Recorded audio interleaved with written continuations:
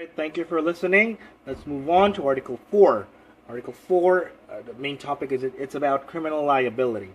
So Article 4, criminal liability. Criminal liability shall be incurred, number 1, by any person committing a felony delicto, although the wrongful act done be different from that of which he intends. Number 2, by any person performing an act which would be an offense against person or property, were it not for the inherent impossibility of its accomplishment, or on an account of the employment of inadequate or ineffectual means. Now let's go into the meaning of criminal liability. Now, criminal liability is performing on failing to do an act when either is punished by law by means of deceit or by fault, negligence.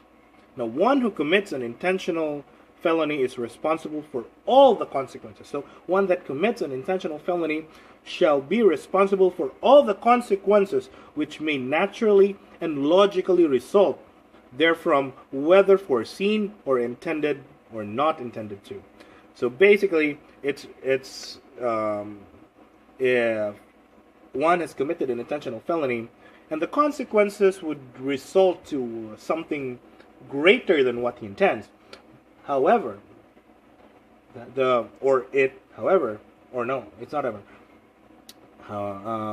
act done, although his intentions were different, but the results were greater or lesser than expected, then he will still be criminally liable for the act that was done. Now, one is not relieved from criminal liability for the natural consequences of one's illegal act, merely because one does not intend to produce such consequences. So once again, so even if one does not want to produce a consequence, however, due to the proximate cause of that event, the person is still liable for any effects of the acts that he has done. Now, with the legal maxim, el que es cosa de la cosa es cosa del mal causado, he who is the cause of the cause is the cause of the evil cause. So he who is the cause of the evil,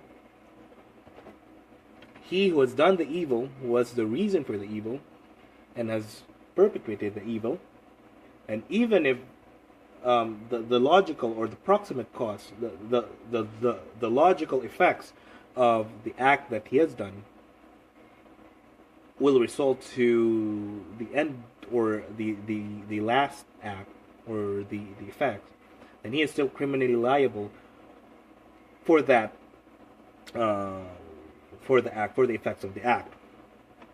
Now in paragraph 1, we look into committing a felony. There's committing a felony, although the wrongful act done be different from what he intends. Now let's look into the case of U.S. versus Divino. Now in U.S. versus Divino, it was really specific on that case. Why?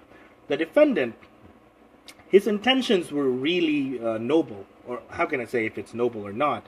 But his intentions were noble because he wanted the child, or the child to be cured of skin ulcer by means of, because before, prior to what he did on this case, the child was relieved of all the skin ulcers.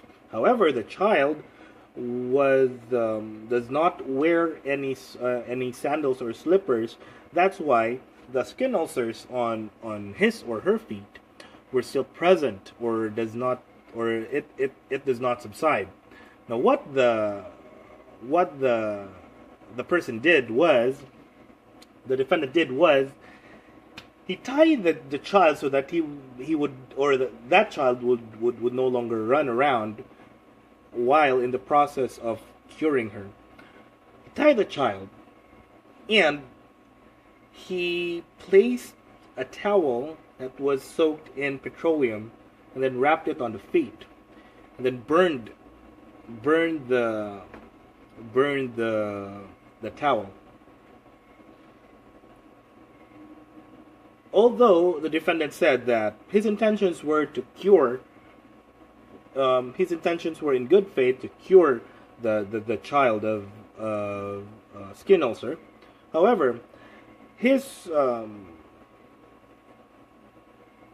him being not a medical practitioner, or was not skilled enough to do it, was still criminally liable for acts that are, how can I put it, for acts that are as a result to what he did.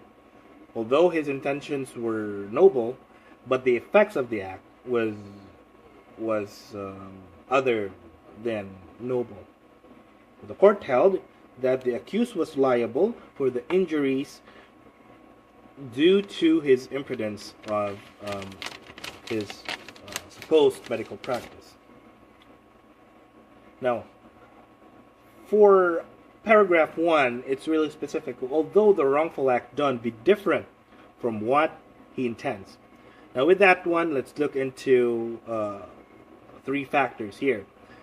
Mistake in identity, or error in personae. Mistake in blow, aberratio ictus.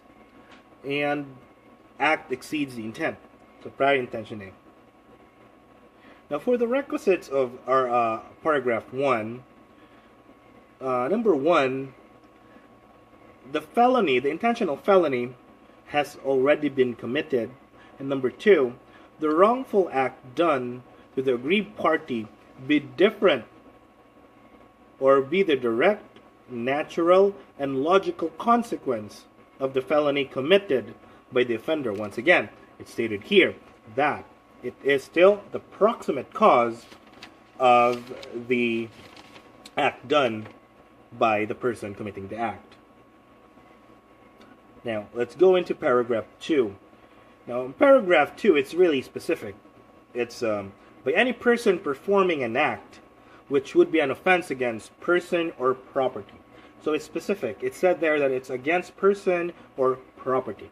Now, with that one, let's try to divide. Let's try to understand the felonies that are against the person and the felonies against the property.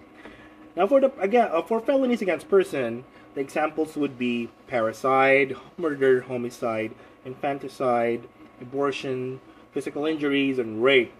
Now, for felonies against property, let's look into it's a robbery, theft, usurpation, culpable insolvency, swindling, arson, crimes of destruction, and malicious mischief. All right. Now that's for the first paragraph of the sentence. However, when we try to establish even further on the second paragraph, it's specified there that were it not for the inherent impossibility of its accomplishment, or an account of the employment of inadequate or ineffectual means. Now, with that one, it is specified. It connotes that there is an impossible crime, or the mere impossibility of the accomplishment of the crime is there. Now, with that effect, let's go into impossible crimes. Now, there are people at the back right now passing by. Now, impossible crimes are indicative of criminal propensity or criminal tendency on the part of the actor. Now, such person in the impossible crime, such person is a potential criminal, and he is socially dangerous. He is socially dangerous because of his intentions, and his potential criminal mind. Now, the purpose of the law in punishing impossible crime is to suppress criminal propensity or criminal tendencies of the person that will be committing the crime. So, basically, impossible crime is punishable just so that the state can suppress the criminal intent of the person. So that's it for Article 4, and we will be moving on to Article 5, which will be the duties of the court. So thank you for listening for Article 4. Hope you come back for Article 5.